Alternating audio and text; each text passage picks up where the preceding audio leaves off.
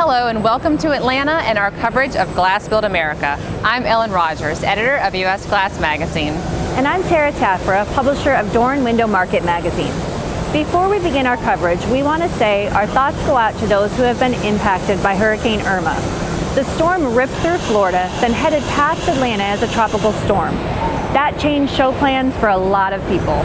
People like Earl Ron and his employees at Dewar's Window Manufacturing and New South Window Solutions with locations all throughout Florida. Earl was supposed to be here to look at a machine, but Irma had other plans. His week will now be filled traveling to his locations to help them get up and running again. And he's not the only one. As you walk the show floor, you can see faces of those companies who never made it here. While many companies focus on recovery, the show will go on, and we are here this week to bring you all the news. But first, a message from AMA.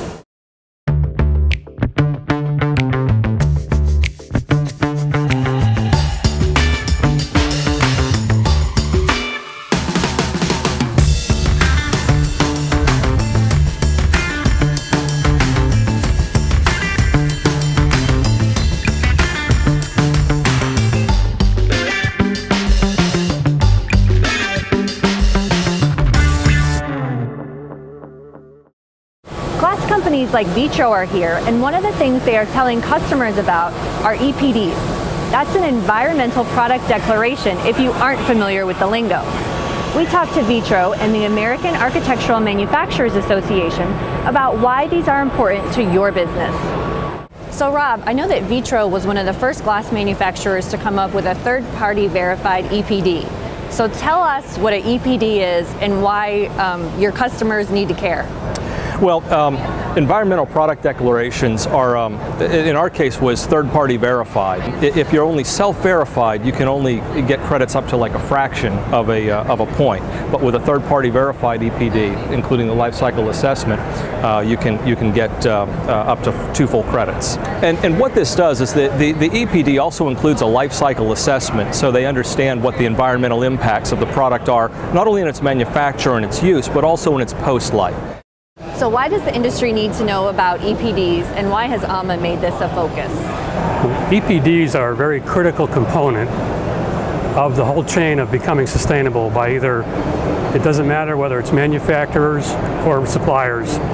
The EPD is something that's very flexible. It changes a lot. So we have a sustainability steering committee that works on this. AMA and 3 other associations embarked upon an effort to create a PCR.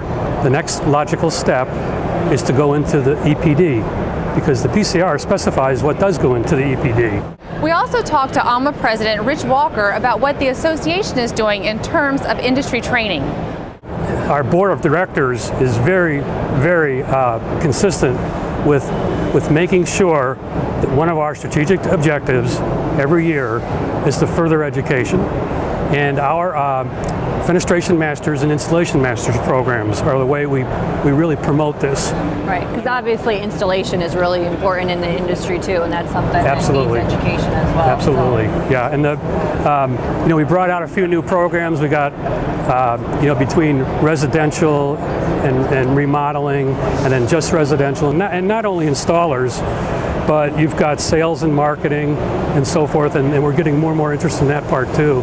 So really the bottom line is to have very well-trained people who can go out and sell your customers.